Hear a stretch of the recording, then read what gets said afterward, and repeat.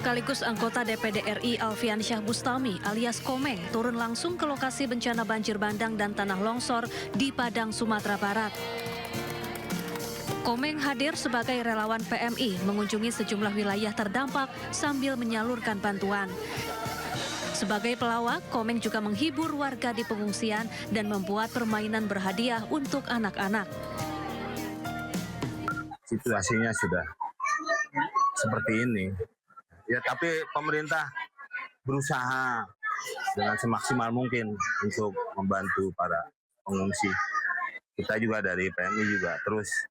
Dan mungkin rancangan PMI kan dari awal sampai akhir biasanya. Dari awal bencana sampai selesai, dari rumah roboh sampai tenda, sampai semi permanen, sampai permanen. Biasanya kita kan begitu, Pak ya. Banjir bandang di Pulau Sumatera menewaskan ratusan orang. Sementara itu banyak warga mengalami trauma mendalam. Kehadiran relawan di pusat pemulihan psikososial meringankan duka para korban. Dari Padang, Sumatera Barat, Budi Sunandar, iNews melaporkan. Beralih ke informasi lain, pemirsa, Taman Safari menyambut bayi panda pertama yang lahir di Indonesia. Presiden Prabowo bahkan memberi nama bayi panda tersebut dengan panggilan Rio.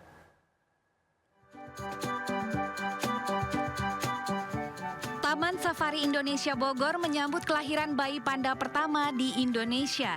Di hadapan Ketua MPR Cina, Presiden Prabowo mengumumkan bahwa bayi panda itu diberi nama Satrio Wiratama.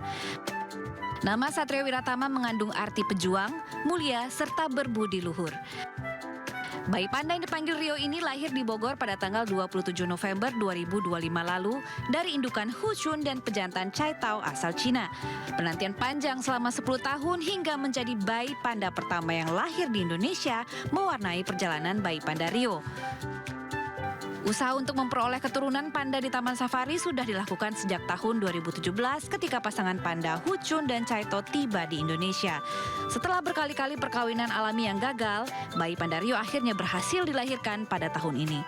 Berdasarkan pemeriksaan awal medis, bayi panda Rio diduga berjenis kelamin jantan, namun penentuan akhir akan dilakukan beberapa minggu ke depan.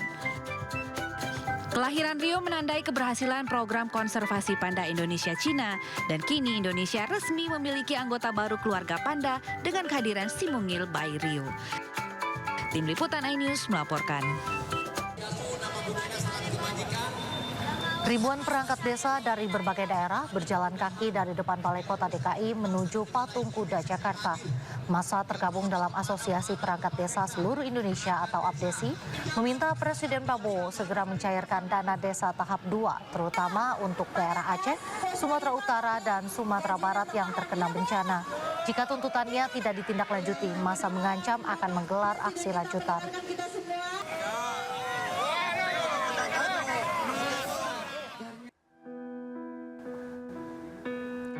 Data sementara yang kami himpun dari laman geoportal Data Bencana Indonesia BNPB hingga pukul 4 sore tadi, total 961 orang meninggal dunia akibat banjir dan longsor di 3 provinsi di Pulau Sumatera. Sementara itu sekitar 5.000 orang terluka dan 234 orang lainnya dilaporkan hilang. Korban jiwa paling banyak ada di Kabupaten Agam, Sumatera Barat, yakni 179 orang, dan Aceh Utara 138 orang. Bencana yang terjadi di 52 kabupaten di Pulau Sumatera membuat lebih dari 150.000 rumah warga hancur.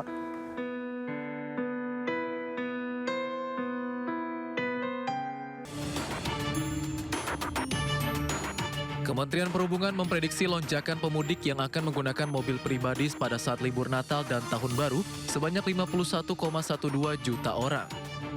Menteri Perhubungan Budi Purwagadi mengatakan ada 10 ruas tol dengan potensi kepadatan tertinggi pada saat libur Nataru, terutama di kawasan Bandung, Cikampek, dan Bogor. Budi mengungkapkan lonjakan masyarakat yang bepergian pada saat libur Nataru perlu diantisipasi agar tidak terjadi kemacetan panjang. Pemerintah juga akan memastikan ketersediaan tempat peristirahatan yang cukup bagi pemudik. Di Jawa nanti juga curah hujan, kalau saya disampaikan tadi cukup tinggi, jadi kita juga harus memperhatikan wilayah-wilayah yang kemungkinan akan terjadi curah hujan yang cukup tinggi dan kita akan mengingatkan kepada para pengguna sarana transportasi, seluruh sarana transportasi, baik darat, laut, dan udara, begitu juga kepada operator untuk selalu memperhatikan kondisi cuaca. Kemenhub memprediksi puncak perjalanan diprediksi pada 24 Desember 2025 dan puncak pulang arus libur Nataru pada 2 Januari 2026.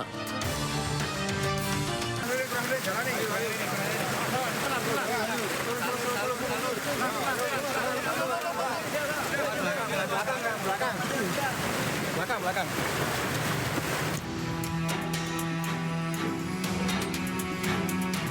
Petugas bersama sejumlah relawan mengevakuasi Rasmiati, lansia berusia 83 tahun warga Dusun Sumber Langsep, Lumajang, Jawa Timur. Ia dievakuasi lantaran stroke dan sempat terjebak di dalam rumahnya saat banjir lahar hujan Gunung Semeru meluap ke permukiman. Evakuasi berlangsung dramatis lantaran petugas harus menyeberangi jalur aliran lahar sungai Regoyo yang cukup deras. Untuk kondisi yang di Sumber Langsep masih ada beberapa lansia yang belum terevakuasi.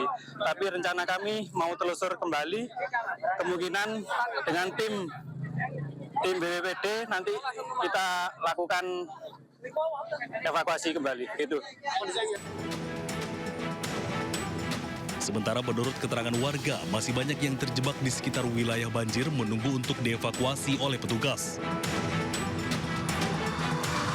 Dari Lumajang, Jawa Timur, Yayan Nugroho, iNews melaporkan.